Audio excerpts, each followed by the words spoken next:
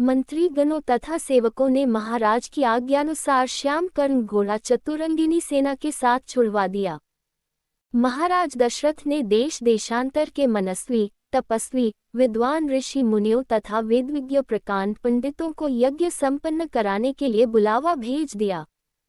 निश्चित समय आने पर समस्त अभ्यागतों के साथ महाराज दशरथ अपने गुरु वशिष्ठ जी तथा अपने परम मित्र अंग देश के अधिपति लोकपाद के जामाता ऋग ऋषि को लेकर यज्ञ मंडप में पधारे।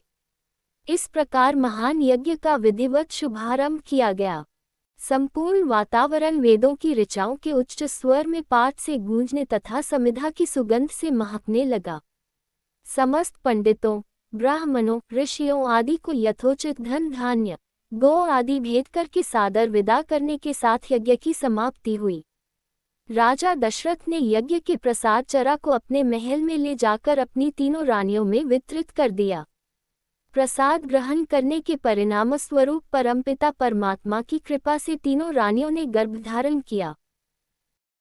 जब चैत्र मास के शुक्ल पक्ष की नवमी तिथि को पुनर्वसु नक्षत्र में सूर्य, मंगल, शनि, बृहस्पति तथा शुक्र अपने अपने उच्च स्थानों में विराजमान थे, कर्क लग्न का उदय होते ही महाराज दशरथ की बड़ी रानी कौशल्या के गर्भ से एक शिशु का जन्म हुआ जो कि श्यामवर्ण, अत्यंत तेजोमय, परम कांतिवान तथा अद्भुत सौंदर्यशाली था। उस शिशु को देखने वाले ठगे से रह जाते थे। इसके पश्चात शुभ नक्षत्रों और शुभ घड़ी में महारानी कैकेयी के एक तथा तीसरी रानी सुमित्रा के 2 तेजस्वी पुत्रों का जन्म हुआ।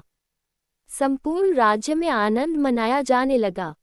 महाराज के 4 पुत्रों के जन्म के उल्लास में गंधर्व गान करने लगे और अप्सराएं नृत्य करने लगीं।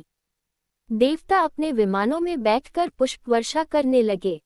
महाराज ने उन्मुक्त हस्त से राजद्वार पर आए हुए भाट, चारण तथा आशीर्वाद देने वाले ब्राह्मणों और याचकों को दान दक्षिणा दी।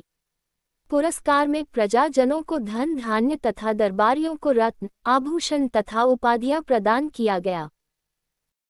चारों पुत्रों का नामकरण संस्कार महर्षि वशिष्ठ के द्वारा कराया गया तथा उनके नाम रामचंद्र, भरत, लक्ष्मण और शत्रुघ्न रखे गए। आयु बढ़ने के साथ ही साथ रामचंद्र गुणों में भी अपने भाइयों से आगे बढ़ने तथा प्रजा में अत्यंत लोकप्रिय होने लगे। उनमें अत्यंत विलक्षण प्रतिभा थी जिसके परिणाम स्वरूप अल्पकाल में ही वे समस्त विषयों में पारंगत हो गए।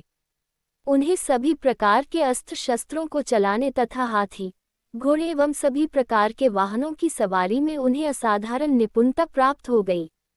वे निरंतर माता पिता और गुरुजनों की सेवा में लगे रहते थे।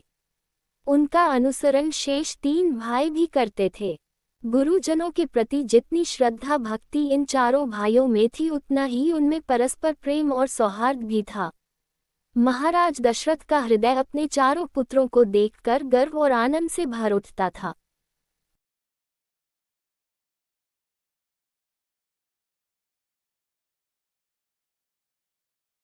अगर वीडियो पसंद आए तो वीडियो को लाइक और चैनल को सब्सक्राइब कर ले जिससे हमें मोटिवेट मिलेगा प्लीज़।